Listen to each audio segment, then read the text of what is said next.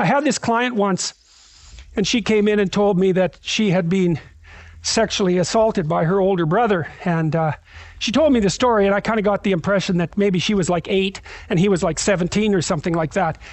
And she was about 27 when she came and talked to me. And then I found out by further questioning that she was 4 and he was 6. And I thought, she still had this story in her head of her being tormented by this older person, right? That's how she told the story. And what I told her was, well, look, another way of looking at this is that you two were very badly supervised children. Because I mean, he was 6, for God's sake, you know, he's a little kid. That doesn't mean that what happened to her was any less traumatic, but he wasn't 17, right? The story was different than the one she had in her head. And, you know, by the time she left, after we had that conversation, it was clear that the way that she was construing the experience had radically shifted. And it's very interesting because, you know, you think of the past as fixed, and it is in some sense, but the reason you remember the past isn't to make an objectively accurate record of the past. It's so that you can use the information in the past to prepare you for the future. And your mind won't leave you alone unless that has happened. So if you've encountered something that's negative and you don't know why and you don't know what to do about it if that happens again in the future, then that will stay with you.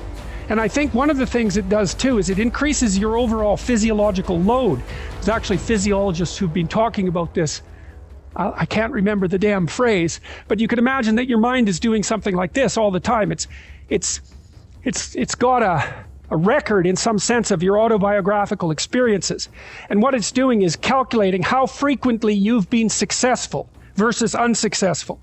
And the more frequently that you've been successful, the higher you are up on the dominance hierarchy. That's one possibility. So your serotonin levels go up and you're calmer.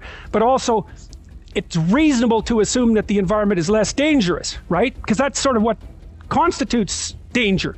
You're somewhere and you act and something you don't want to have happen happens, that's danger.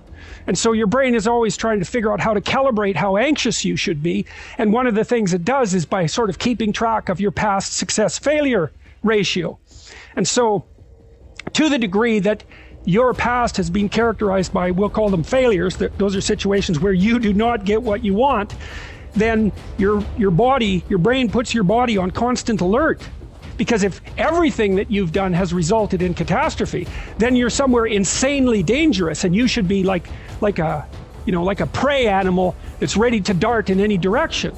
And how much you should be a prey animal is dependent on, it's an estimate, partly your trait neuroticism, partly your success as adjudicated by other people, right? Because they'll pop you up the dominance hierarchy if you've been successful, but also partly on your record of failures and successes in the past.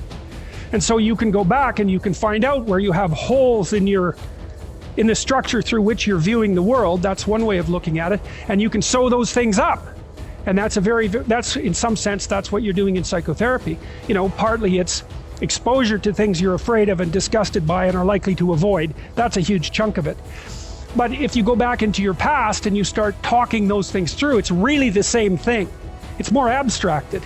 So Freud, of course, was always, when he was doing his free association process with his clients, he'd find that if he just let them talk, that their speech would circle until it hit a place like that, where they were confused and doubtful. And then their speech would sort of wander around that, and then they'd have an emotional expression that was a consequence of that. He thought the emotional expression was what was curative. It was cathartic in his terms. But later, James Pennebaker, upon whom these writing exercises I described, his research is based on that. My exercises are based on his research. He found that if you brought college students to the lab and you had them write for 15 minutes 3 times over 3 days about the worst thing that had ever happened to them, or the worst thing they ever did, if I remember correctly, they got worse in the short term but better in the long run. For example, they went and visited the doctor less, and markers of their physical health improved.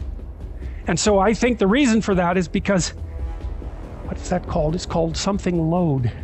Just about got it right from the physiologists. Doesn't matter.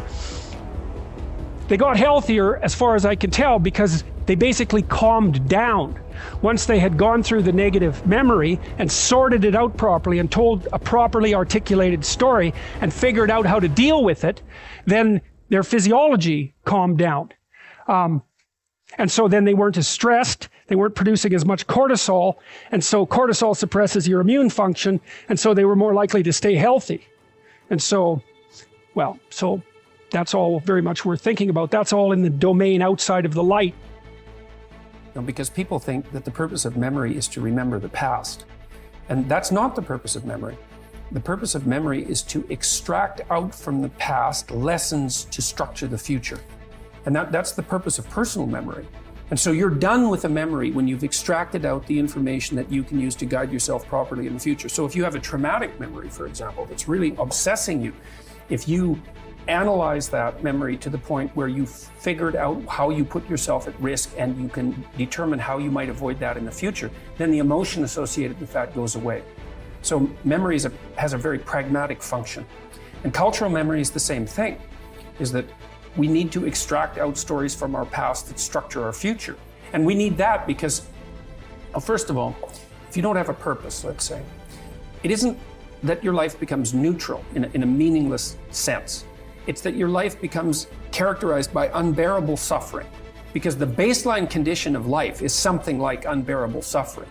And what you have to set against that is a noble and worthwhile purpose. And hopefully your determination of that purpose is buttressed to some degree by the wisdom of the past, because you can't conjure something like that up on your own. And if you provide people with nobility of purpose, then they can tolerate the suffering of existence without becoming entirely corrupted by it. And cultures that don't do that, it isn't even so much that they die, it's that cultures that don't do that are dead. They're done. They don't have a story anymore. They don't have a call to adventure. And then, well, then everyone suffers stupidly as a consequence. It's a very bad thing. So Churchill made the same observation that many of the great psychologists and philosophers made in the early part of the 20th century. It's like, bring the story forward and propagate it and make it the most noble possible story. And then you motivate people to transcend themselves, which they need to do.